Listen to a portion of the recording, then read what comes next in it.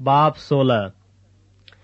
جب سبت کا دن گزر گیا تو مریم مگدلنی اور یعقوب کی ماں مریم اور سلومی نے خوشبودار چیزیں مول لیں تاکہ آ کر اس پر ملیں۔ وہ ہفتہ کے پہلے دن بہت سویرے جب سورج نکلا ہی تھا قبر پر آئیں اور آپس میں کہتی تھیں کہ ہمارے لیے پتھر کو قبر کے منہ پر سے کون لڑکائے گا۔ جب انہوں نے نگاہ کی تو دیکھا کہ پتھر لڑکا ہوا ہے کیونکہ وہ بہت ہی بڑا تھا، اور قبر کے اندر جا کر انہوں نے ایک جوان کو سفید جامہ پہنے ہوئے دہنی طرف بیٹھے دیکھا اور نہایت حیران ہوئی۔ اس نے ان سے کہا، ایسی حیران نہ ہو، تم یسوع ناصری کو جو مصلوب ہوا تھا ڈھونڈتی ہو۔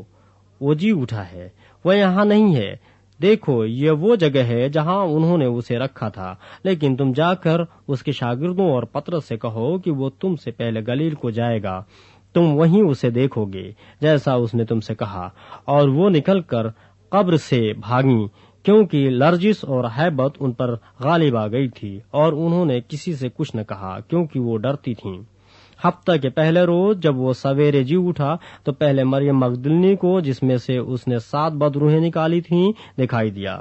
اس نے جا کر اس کے ساتھیوں کو جو ماتم کرتے اور روتے تھے خبر دی، اور انہوں نے یہ سن کر کہ وہ جیتا ہے اور اس نے اسے دیکھا ہے یقین نہ کیا۔ اس کے بعد وہ دوسری صورت میں ان میں سے 2 کو جب وہ دیہات کی طرف پیدل جا رہے تھے دکھائی دیا۔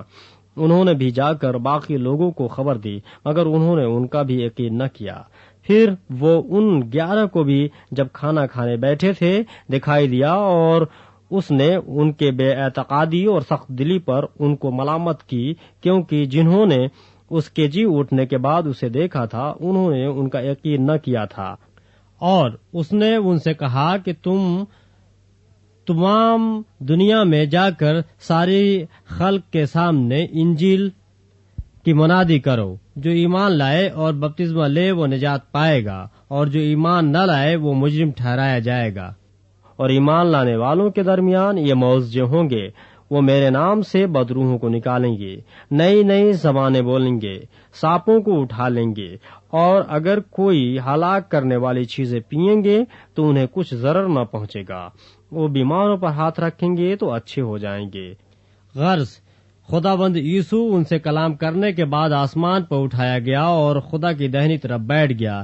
پھر انہوں نے نکل کر ہر جگہ منادی کی، اور خداوند ان کے ساتھ کام کرتا رہا اور کلام کو ان معجزوں کے وسیلے سے جو ساتھ ساتھ ہوتے تھے ثابت کرتا رہا۔ آمین۔